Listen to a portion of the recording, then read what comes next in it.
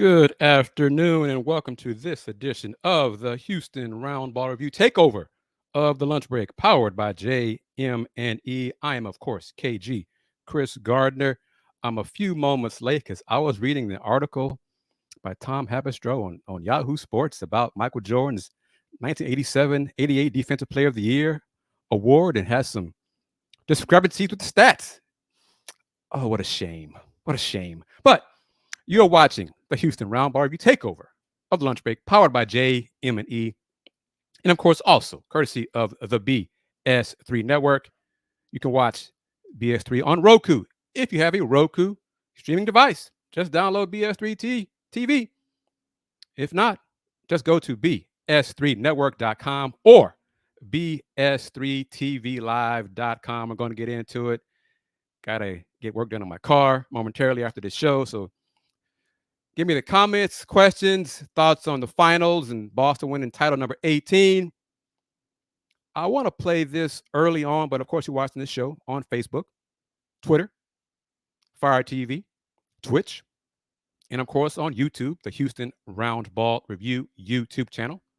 Click on that shop button, buy you a mug, click on that dollar sign, and make a contribution for a super chat, super sticker, but also buy your mug, buy your cap.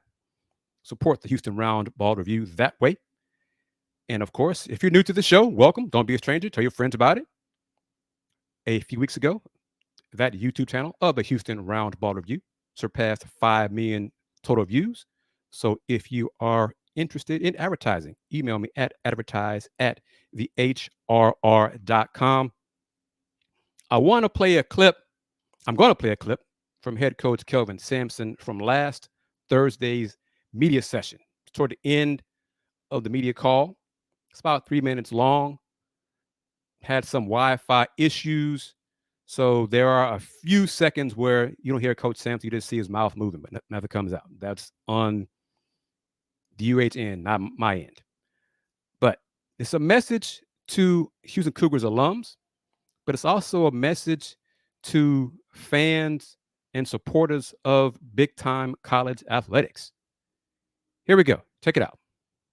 A learning experience, I think, for our fans and our coaches and our student athletes, that you just don't jump into Big 12 and think that you're on the level playing field with these teams. That's why we need to continue to build our donor support. We need to make some hard decisions on brick and mortar versus NIL. Things that we didn't have to think or worry about 5 years ago. 5 years ago, you said, what's it going to look like in 5 years? Well, it's here, and here's what it looks like. Okay, what's it going to look like 5 years from now? The guys that can figure out what where the road is going and be forward thinkers and get outside the box. Don't get in a bunker and put your hands over your head worried about getting hit. Get your ass out there and fight. Figure out how we're going to win this battle. To me, that's the only way that we're going to survive here. We got to fight. We got to fight for more donors. We've got to fight to get our fans more educated on what we want to accomplish and how we cannot do it without our donors and our boosters and our alumni.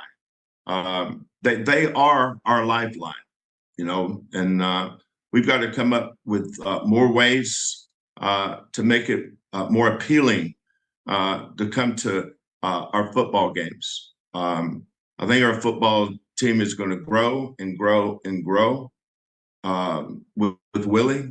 I'm looking forward to it, but we need to me, it starts this fall with filling that football stadium.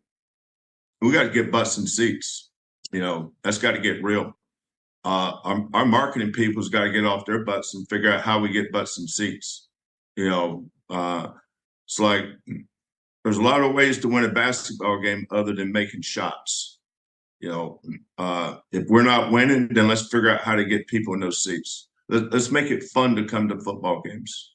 I roll in here most mornings about 5:55, 6 o'clock. Willie Fritz's car is already here. He's already here. His kids, I see them zooming by me with those little scooters all the time. They're working, man. His football team's working. Let's support them. let's get some butts in seats. And we all have priorities that we have to take care of with our families. But if you have our programs, we sure appreciate it. But we do it for you.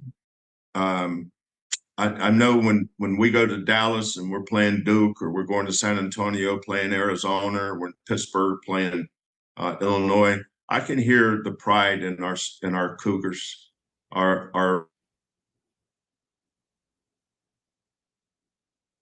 to have one of their teams at a national level. And we're going to keep working our tails off to remain there, but we need your help. There you go, your thoughts on it. Rex32, thank you as always for watching the show and for your comments and participating in the show. Rex says, Kelvin speaking from experience, being both in the Big 12 and the Big 10. Fans got to show up now and not just come after a season ticket wait list is established. Football makes college sports go around. I love basketball. I love college basketball, men's and women's basketball, but I'm not blind to reality. Football makes college semi-pro sports go around. Houston alums, I'm an alum. Keep that in mind, folks. If you're new to this show, oh, Chris is just knocking Houston. Once you know about it, I'm a graduate, a proud graduate of the University of Houston. A long time ago, but I'm a proud graduate of the University of Houston. For years, people said, well, people did not go to football games because, well, I don't want to see us play ECU. I don't want to see us play. That's not a rival. I want to see us play teams in the state of Texas.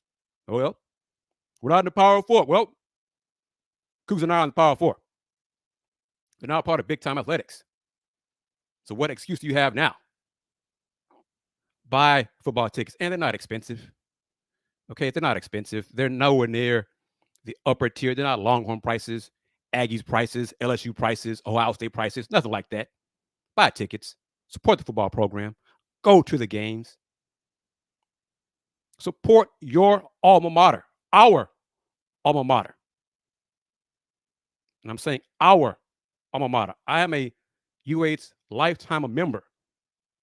Okay, I put my money in to do that. I have the lettering on my car, bumper sticker. So I put my money where my mouth is. Join me in doing that. Coach Fritz got a big time verbal commitment from Keyshawn Henderson, class of 26. I think ranked 19th in that class, top athlete overall for class 26. Keyshawn is attending the Legacy Sports and Sciences in spring. The tie there, which I found out today reading the article in the Chronicle. His head coach at Legacy Sports and Sciences, Michael Bishop. Michael Bishop was a hell of a quarterback at Kansas State years ago. But his JUCO coach, his JUCO head coach, one Willie Fritz. Relationships, they matter. You never know who's watching you, who's reaching out to you. Relationships matter. Support your alma mater. Let's see, Justin, how are you doing? Thank you. He said, I told someone this other day, UH can start doing giveaways like the other teams, create merchandise and food deals. College kids love free stuff and this kind of food as well. Marketing has to do a job. Hey, football team has to start winning, obviously, especially with a lot of fair weather fans here in Houston. There's a lot to do in Houston. I know that. I've known that all my life. Winning helps, yes. But until Coach Fritz turns the program around, still support our alma mater. Marketing needs to do a better job of giving people reasons to go to the games, not just to see the football team win and play, but make them fan-friendly, fan fest, a lot of different things to get fans in the stadium, and then give them reasons with a great job of concessions, a great job of handling the tickets. Don't give them reasons. And it took hours to get my food. That first impression is crucial to the fans who have not been to TD ECU Stadium. So do a better job and keep them coming back. Stay connected with communication with them. Maintain contact with them. It's not that hard, folks. This is a football mad city, a football crazy town, high school, college, and pro. Almost 300,000 living UH alums in Greater Houston? And we cannot get 30, 35, 40,000 of them to be at TDECU Stadium? Come on. Come on. See 37. I don't know about that. About Isaiah. I don't know about that. I don't think he's another Derek Queen. I'll just leave it at that. I'll just say like, and if you don't know what I'm talking about Derek Queen, he wasn't coming here. I don't feel that same way about Mr. Hartwell. All right. Justin says something like the first few hundred fans get a free T-shirt, bobblehead, UH paddle. Creative ideas. That's the key. Creative ideas. Creative ideas. Think outside the box. Do things to get people interested and excited about Houston Cougars football and going to TDECU Stadium. We all know it's hot and humid. We know that. Doesn't stop those Aggie fans from going to Kyle Field. Doesn't stop those Longhorn fans from going to Austin, watching those burnt orange teams. They're 100,000 deep. Come on. But regarding collective, this info, this tidbit is from On3 Sports, on3sports.com, on3.com. NIL collectives. The top funded NIL collectives are spending between $13 to $20 million annually on football rosters at the moment. $13 to $20 million annually on football rosters. In basketball, the highest spending programs are pushing $5 million. You saw K-State spent $2 million on one player. But look at that one more time. The top funded NIL collectives are spending between $13 to $20 million annually on football rosters at the moment. In basketball, the highest spending programs are pushing $5 million.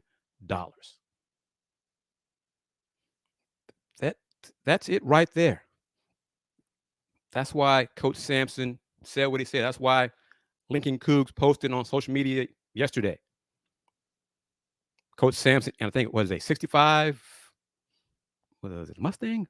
The classic red car, donated by an alum for a raffle for a way to raise money toward the Lincoln Cougs collective, the Houston Cougars NIL collective, which is linked on the uhcougars.com website. So they are tied together. They are working together. It's a collaboration between Lincoln Cougs and UH Athletics. So it benefits men's basketball, football, women's basketball, and all of the other Houston Cougars athletic programs. Rex says they can raffle off a luxury suite as a grand prize for perfect attendance. There's a lot of different ways.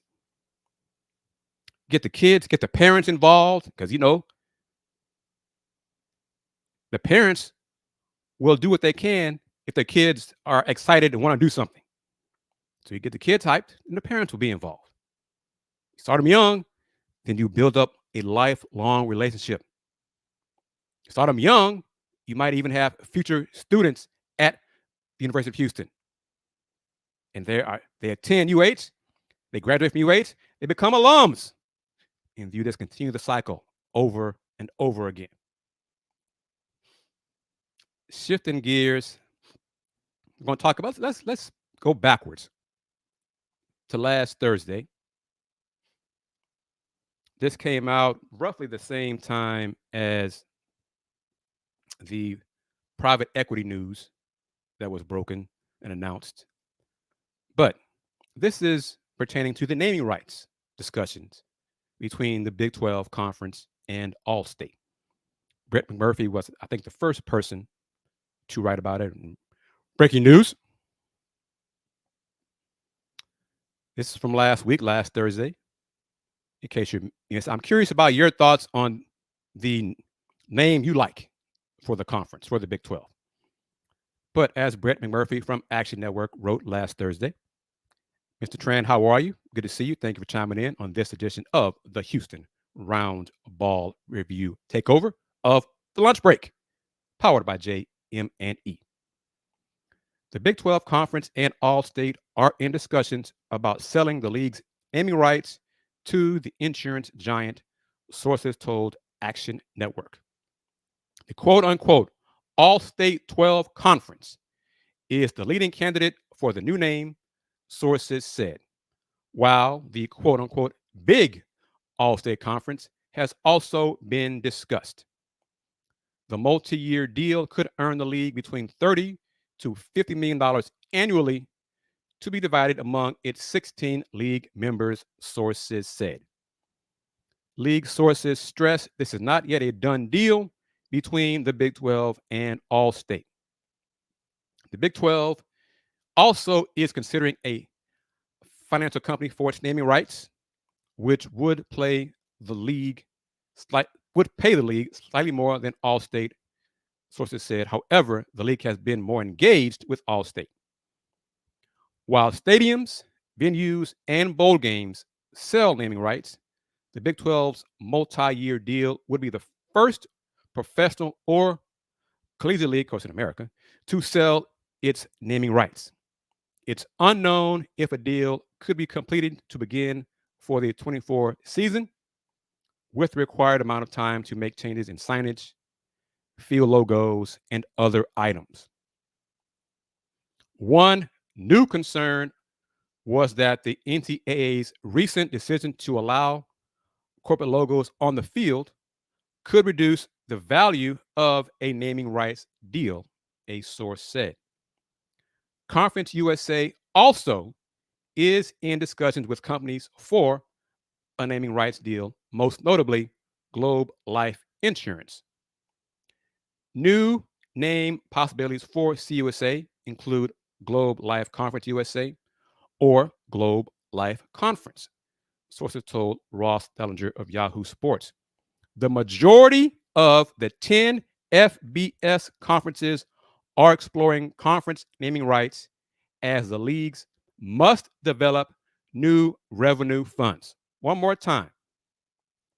The majority of the 10 FBS conferences are exploring conference naming rights as the leagues must develop new revenue funds. So what name do you like, Tran, Rex, Justin, CA37? Anybody else watching on YouTube? Give me your comments. I'm watching on Twitter. Which do you like more? The All-State 12 Conference? The Big All-State Conference? Or the All-State Conference? Which of those do you like? And it's money, and after a while, fans won't really say refer to it that way anyway, but whatever. Tran says, I like All-State because it's everywhere in college football. Rex says, Big All-State Conference sounds better. I really don't care one way or the other, but I'm just curious what y'all think.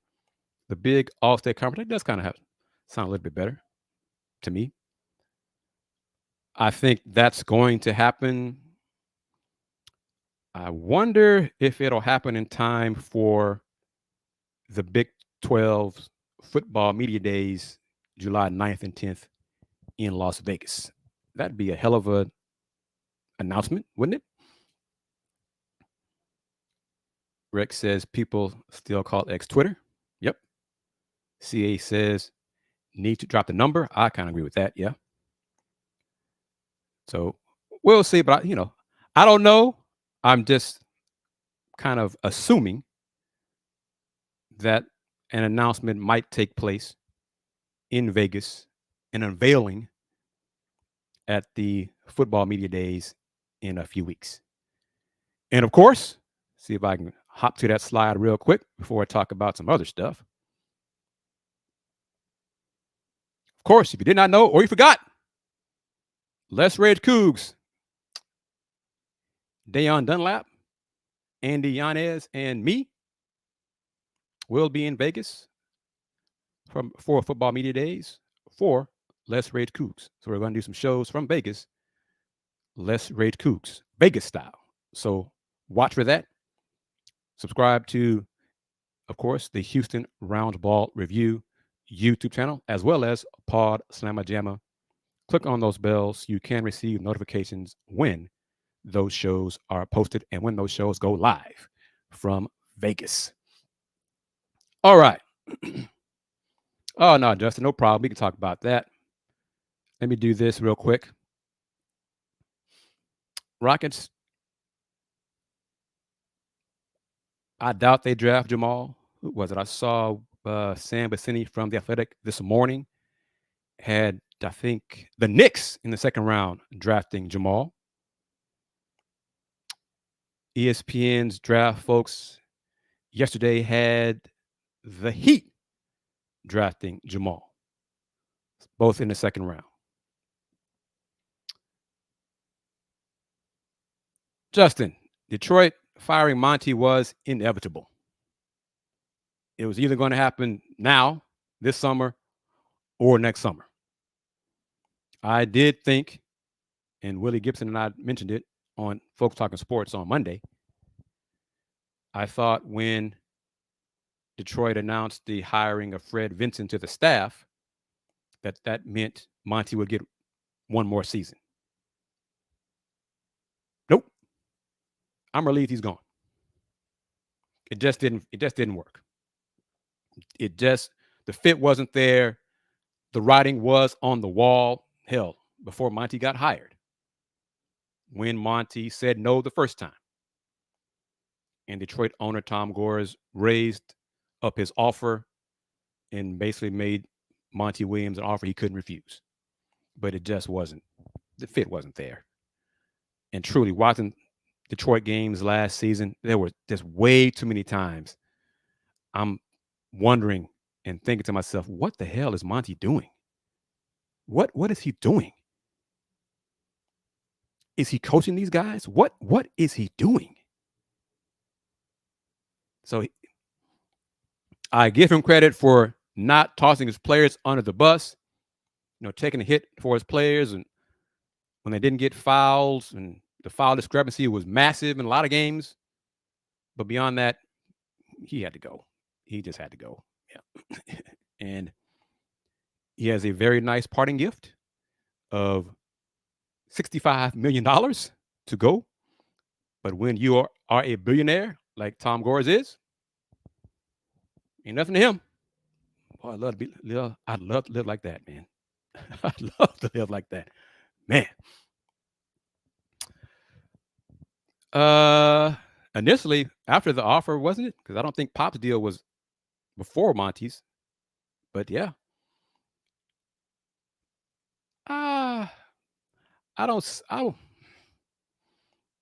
This is on Tom Gores as well, because Monty told Tom Gores first, no. Told him no. He wanted to take a year off from coaching, spend time with his family. Then Tom Gores raised the offer. But, we'll never know. But Monty's set for life. And maybe he'll get into TV broadcasting this season. Spend time with his family, spend time with his wife, who is battling breast cancer. And we'll go from there, and maybe next year he might have to come back as an assistant coach. I'm kind of curious to see if a team will hire him as a head coach next year or two. But we'll see. I don't know. No, she did? Did she pass away? Really? I'm sorry to hear that, Trent. I did not know that. But yeah, he's set for life, Justin. He is set for life. All right, your thoughts on this? NCAA presents new basketball tournament models that would expand the field by 4 or 8 teams. This is from Ross Dellinger yesterday, Yahoo Sports. College basketball moved one step closer to expanding the NCAA men's and really the women's tournament too. Women's basketball tournament, men's tournament. NCAA officials on Wednesday presented to Division I conference commissioners at least two models of an expanded field, one with an additional 4 teams and another with an additional 8 teams. Commissioners told Yahoo Sports. Officials, of course, declined to speak publicly about the models. Rex already says football needed the expansion, basketball didn't. Tran says he's good with it. And I'll go ahead in the bottom half of the conference, Tran, bottom 4. The models would expand the 68 team field to 72 or 76 teams with additional at-large selections as well as at least one additional first 4 site. Any expansion would begin at earliest in the 2025-26 season. Of course, if the men's event expands, the women's tournament is likely to undergo a similar expansion. And even if they expand, I still don't think the Houston Cougars women's team would make the tournament. But I digress. The models would expand the 68 team field to 72 or 76. I duplicated that, my fault. But Dan Gavitt, the NCAA VP for the men's basketball championship, unveiled the models in a presentation Wednesday at the commissioner's annual summer meeting. In the culmination of months of work, Gavitt outlined possibilities for what commissioners believe to be an inevitable expansion of the men's event, a movement mostly championed by the power conferences, which Yahoo Sports reported in February. Yes, unfortunately, I agree with you, Rex, but it is unfortunately inevitable. As a way to avoid eliminating any of the 28 small conference automatic qualifiers, a time-honored and popular concept with fans like Rex 32, NCAA and conference leaders are targeting the addition of at-large selections as has been done in the past. The last expansion in 2011 added 4 at-large teams and created the first 4 in Dayton, Ohio, where 2 pairings of 16 seeds and 2 pairings of at-large selections meet in play-in games. Any new expansion to the field is expected to result in at least one additional first 4 site, perhaps in a Western time zone. But expanding the tournament by even just 4 teams is a complex issue. Officials are planning to retain the current 64-team bracket. Interesting. With play-in game winners needing a spot in that structure, space has to be made. More 10 to 12 seeds originally in the 64-team bracket could find themselves having to win play-in games on that Tuesday or Wednesday to advance to the first round on Thursday or Friday. Will the additional games generate more revenue? Not necessarily. It remains an unanswered question. CBS and Turner are not required to increase the amount in which they pay, according to those with knowledge of the contract. So this is all because Commissioner Brett Yormark, Commissioner Sankey want more of their member schools in the tournament. That's what this is all about. More teams from the power conferences in the tournament get those units. More units for the members means more money for those conferences. We shall see. I don't like it. 72, 76, I don't like it. But it's going to happen. And just deal with it. Cordell Jefferson Trent wants to know he's healthy. His hands are healthy. Both left and right wrists are healthy. following the surgery he had, and the first one was in maybe August, and then the second one was in November. He's good to go, and he's in shape as he is. Houston Cougars freshman guard Mercy Miller arrived on Houston campus, 6'4", 195, and he looks it. He looks taller than Emmanuel Sharp, and he looks bigger, stronger than Cordell Jefferson. Young Mr. Miller does not look like an 18-year-old. Okay, as Justin sums it up better than I can. Mercy looks in great shape. So when I saw him last Thursday at the conclusion of the Cougs youth camp. I told some of my colleagues, I was like, damn, Mercy looks huge. I was like, man. And as y'all know, as y'all follow the Cougs, it's required. He likes playing defense. He enjoys it. He likes the concepts, the defensive styles that Coach Sampson and the staff implore. So the Cougs are going to be deep. Legitimately too deep at every position. All 5 positions. They could, Coach Sampson has said in years past, and they have practiced, when they're healthy, of course, 5-on-5, legit 10 deep. However, he has not played consistently in games 10 players. I think he's going to do that. He's going to do that.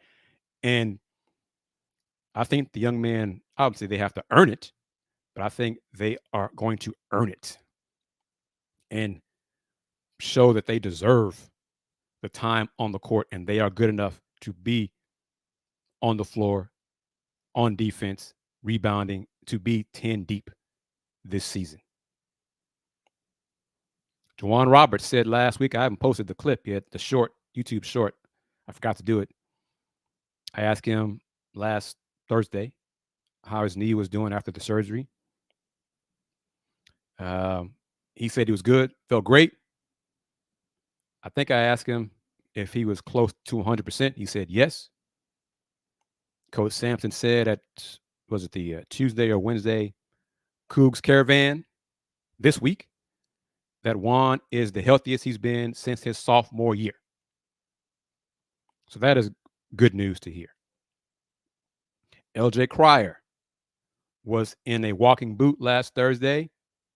Last Thursday, he said he should be in the boot, I think, another 1 or 2 weeks. Everything is healing well. And once he gets the medical go-ahead, he'll be back on the court with the team. Terrence Arsenault is close to participating in 5-on-5 competition. He's doing almost everything else that he's medically allowed to do except participate 5-on-5, coming back from his torn Achilles. We did not get a chance to talk to Jojo Tugler, but I think he's progressing well health-wise as well. So let's see. As Justin says, UH got a lot of players back. Other than Jamal in the graduates, Damian Dunn was, I think, the one, from the rotation that transferred, that left. Rex says, now we got to watch who is not going to get time. Yep. I think they're going to redshirt some freshmen. Well, I think one, Mr. McCarty, and then we'll go from there. Other than that, I'm not sure what they're going to do. But yeah, I think at last count, they had 14 players and 13 scholarships. But the roster management won't be an issue this year. I'm not worried about that at all. Rex says Juwan is going to be a great leader for this young team. Agreed. And Emmanuel Sharp is taking on more of a vocal leadership role on this team. It's it is part of the natural progression for not just the Cougs teams, but young athletes in college, from freshman, sophomore, junior year.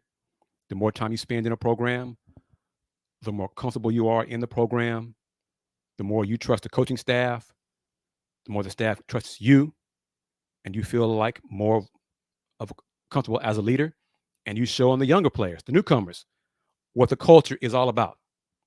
And Emmanuel Sharp is doing that. And he's enjoying doing that. He's taken on that responsibility and that challenge.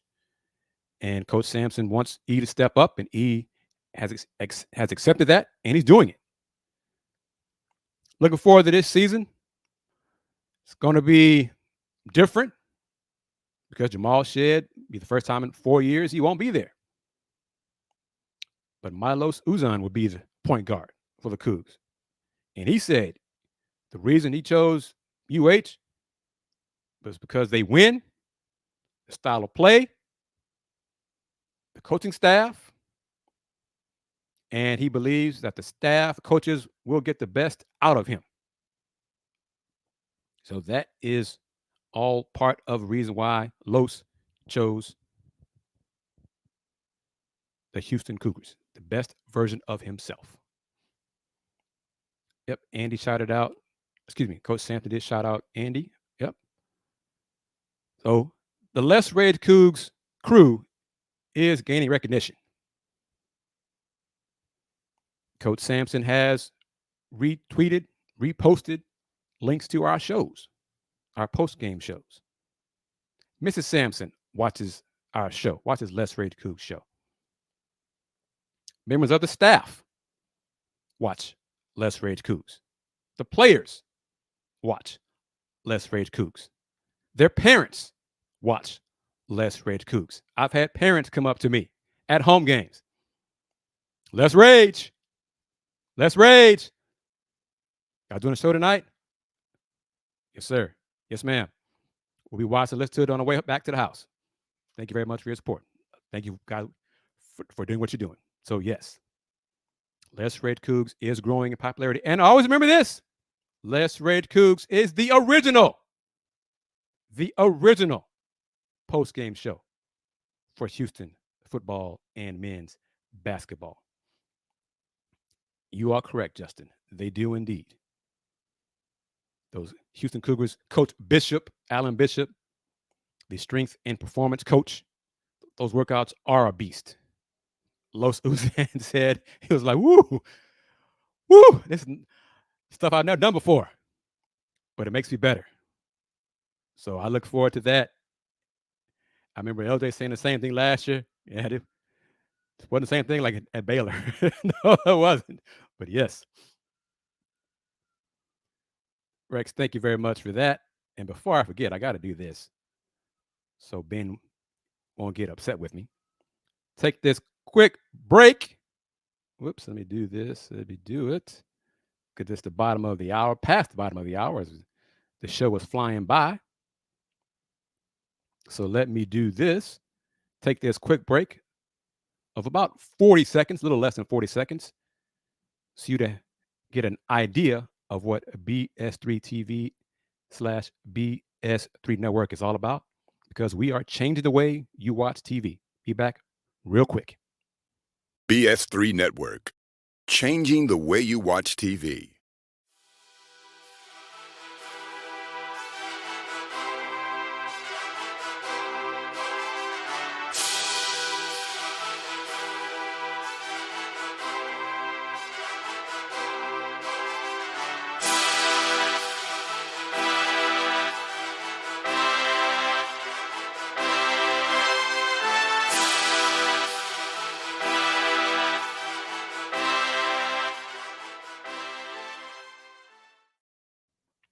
Welcome back to this edition of the Houston Roundball Review takeover of the lunch break, powered by JM&E. Kudos to my man AJ Jones for giving me this platform on Thursdays from noon to 1 Central Time. You are, of course, watching the takeover on Facebook, Twitter, Twitch, Fire TV, YouTube, where you're watching it, and of course on Roku, courtesy of BS3 TV. If you have a Roku streaming device, just download BS3 TV. If you don't, just go to bs3network.com or bs3tvlive.com. Got this during the break. C837. Much love, much love. Thank you for that support. Appreciate that. Appreciate that. Oh, yes. It's easy to do. No amount is too small. No amount is too big. Support the Roundball Review. Support this show. Onward and upward, as I like to say. Even got the youngster, Mr. Yanez, saying it. Onward and upward. That's what we're trying to do. And we're going to Vegas in a few weeks for the Big 12 Football Media Day.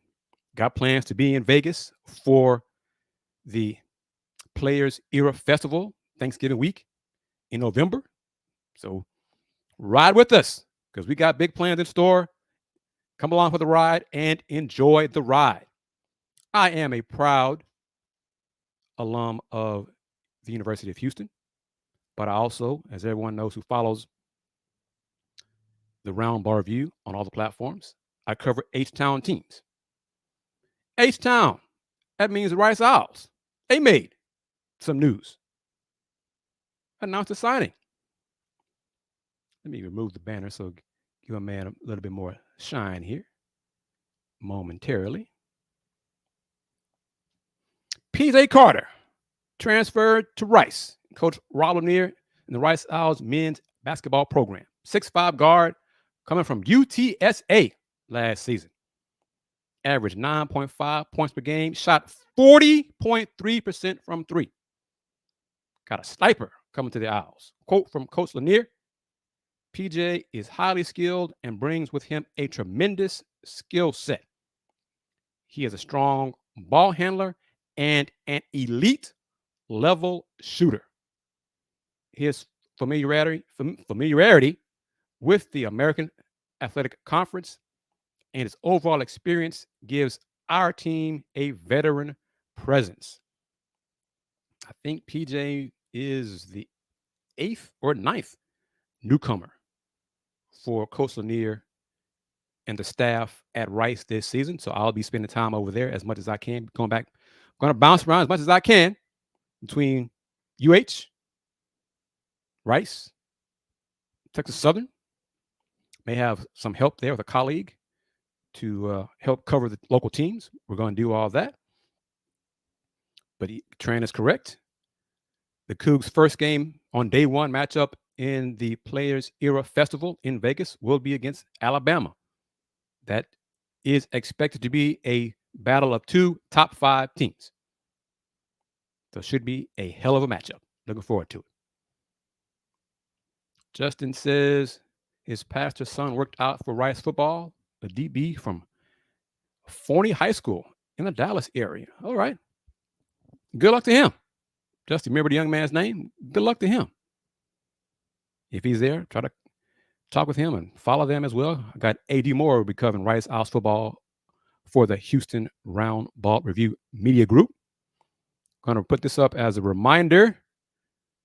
Let me shift gears here. Caleb Holt. Ooh, I know that name. Yeah, I know Caleb Holt. Excellent. I'll tell AD about that. Watch out for Caleb Holt. It's from last week, but bring it up again. HCU women's basketball having a fundraiser dinner on Friday, September 6th at the Marriott Sugarland. Head coach, Hall of Fame head coach Van Chancellor will be the guest speaker. The event will be a fashion show, feature a fashion show and live auction. HCU's new director of engagement, Melina Belomo, is working to enhance opportunities for the HCU women's basketball student athletes and program in the community and with our partners and supporters who will be at the event. If you would like to purchase a table or tickets for the event, please email HCU head coach Donna Finney at dfinnie@hc.edu or call 281 649 3149. Once again, that number 281 649 3149. So we're getting into the women's hoops, women's sports part of this edition of the Takeover. This next news was announced today. Sponsorship, advertising, revenue. Sprouts Farmers Market, one of the largest and fastest growing specialty retailers of fresh, natural, and organic food in the U.S., announced a new multi-year sponsorship agreement with the Southeastern Conference and SEC Network to be the, quote, love this, official grocer of the SEC, end quote. The deal, which officially kicks off on July 1, will surround the SEC's marquee women's sports properties, including women's basketball and gymnastics.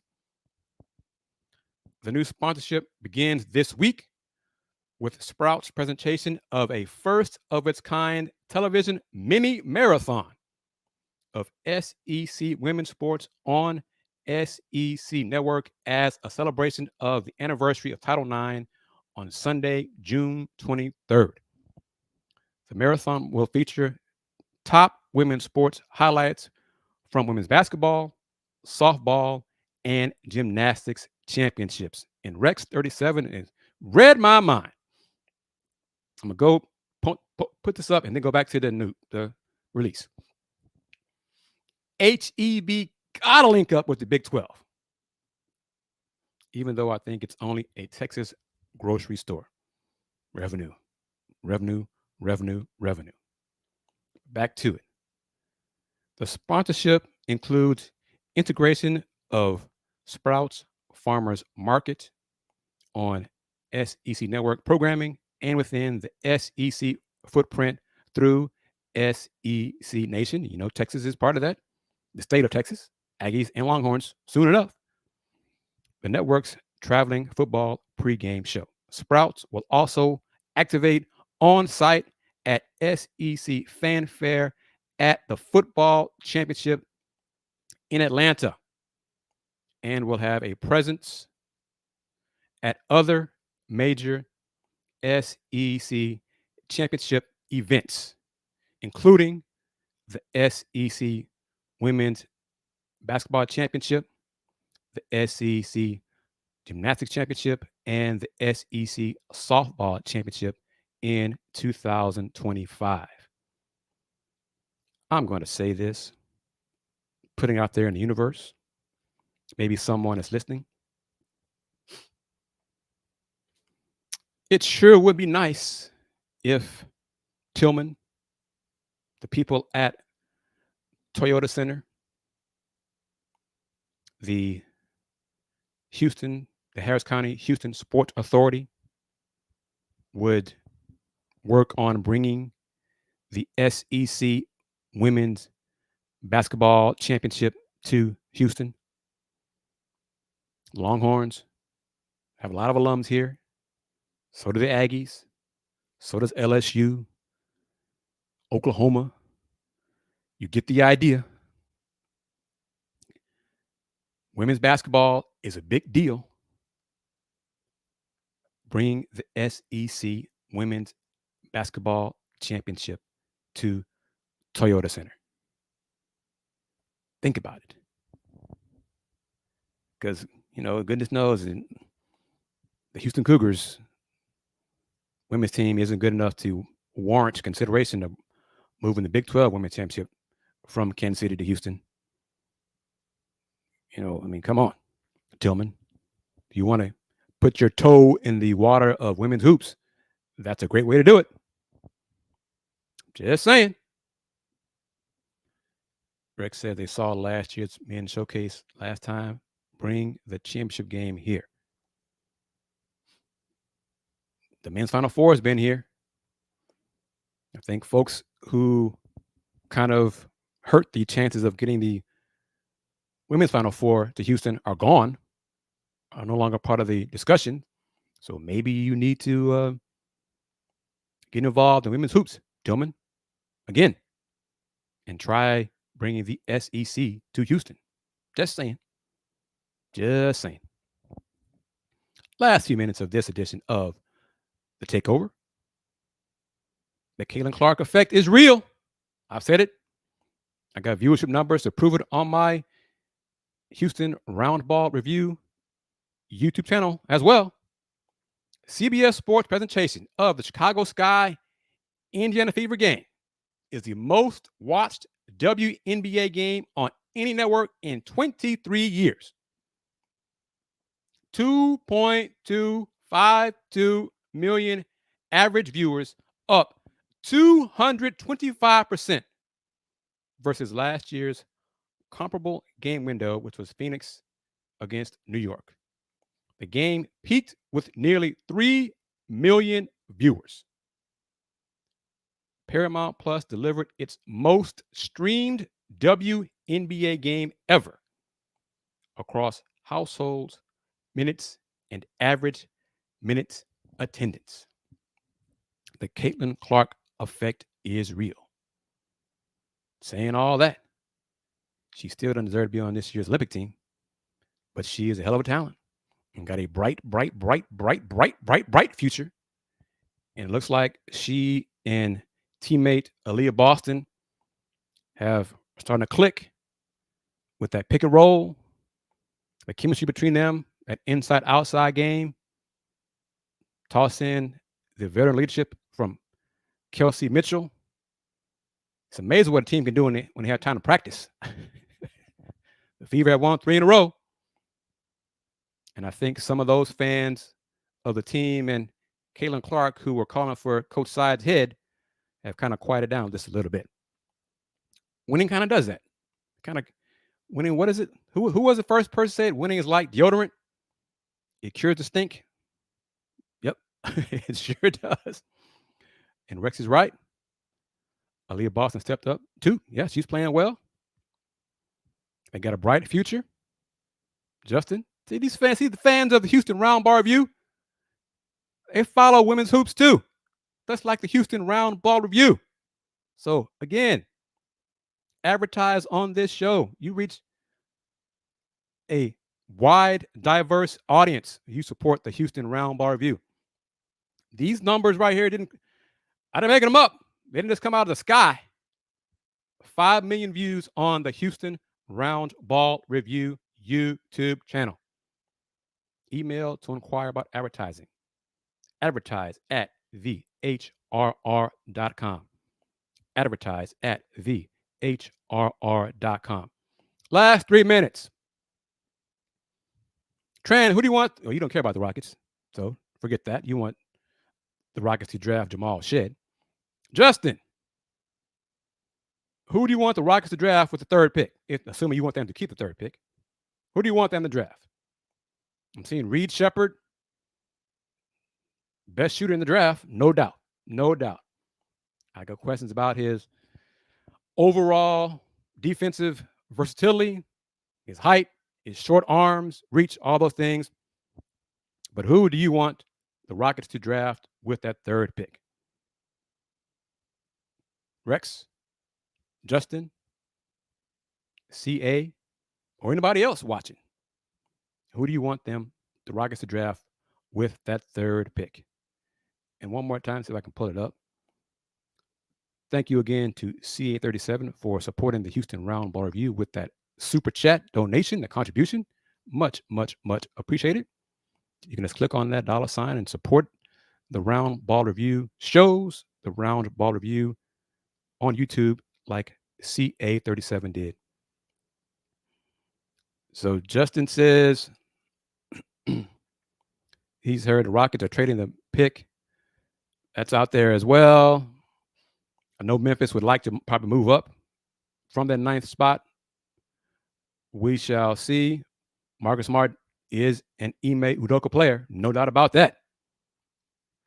I think Reed Shepard or Donovan Clingan would be my choice.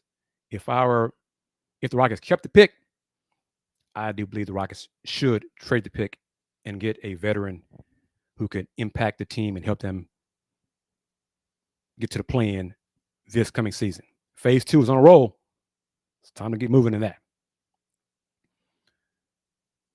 All right. Rex says, how bad is Ime feeling right now? Well, he can coach the Rockets to a championship here in Houston, and all will be good. All will be good for him. He'll be fine to move on about that. It's such a shame that the Mavericks lost in 5 games. It wounds my soul to see a team from Dallas not win a championship. It just breaks my heart. Oh, what a shame. It's so sad. So sad. What a pity. What a pity. Oh, well. And as the chip that Boston won kind of cements this not happening. Jaylen Brown is not coming to Houston.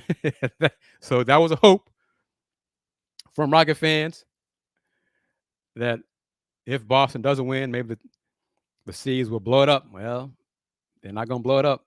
There'll be a second apron cap team. The starting 5 making,